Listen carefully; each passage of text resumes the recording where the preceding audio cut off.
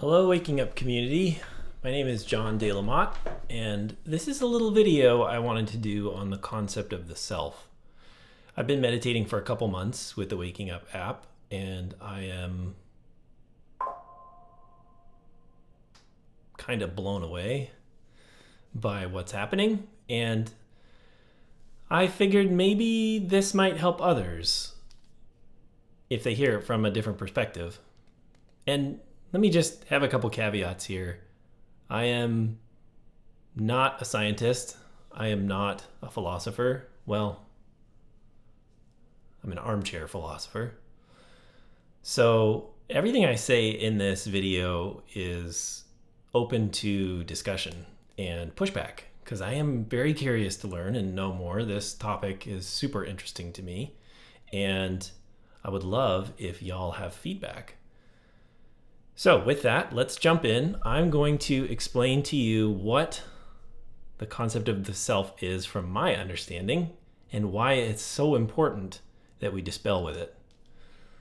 Because Sam harps on this all the time, and at first I was pretty confused by it and like, why is this important? And gee, it's really frustrating every time he asks me to look at myself.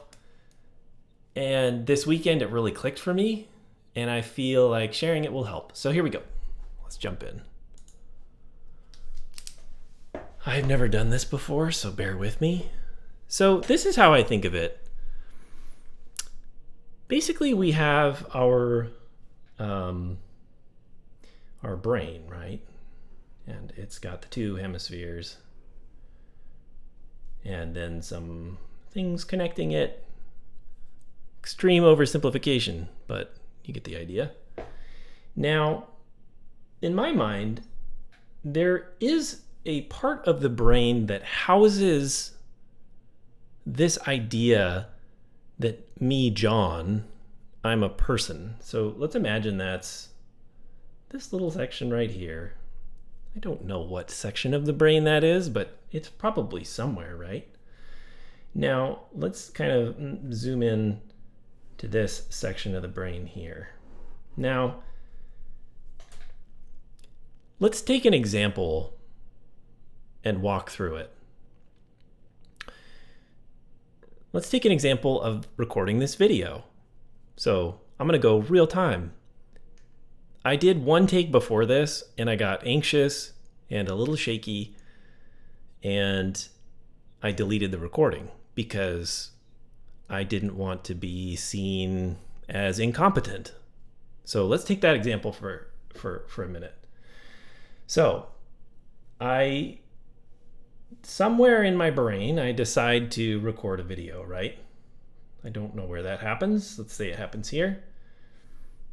Now, this thing is really got a lot. This section has got a lot of connections, and it's pretty active because I've been conditioned to use this part of my brain a lot. So, want to record a video. Record a video. Okay, that, for whatever reason, happens to be connected to this. So that comes in here, and then we start getting in here, and it basically, what happens in my mind is the thought comes in, and it's like, hey, okay, I'm gonna start recording a video. Now that just happens to fire another thing that's like, the voice in my head says, you're not doing a good job.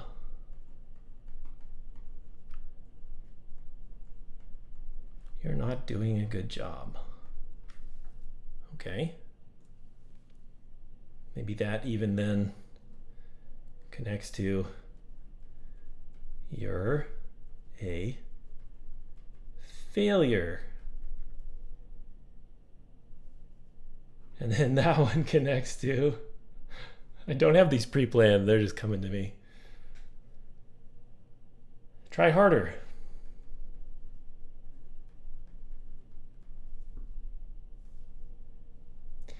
And the whole thing, and then I go back to starting over again, which is, okay, I have to re-record the video.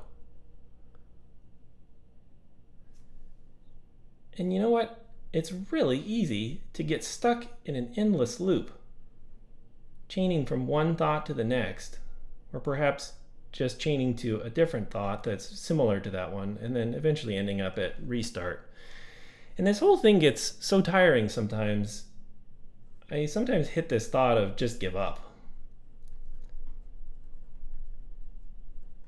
And I usually do. This loop has a ton of traction. I've done it so many times.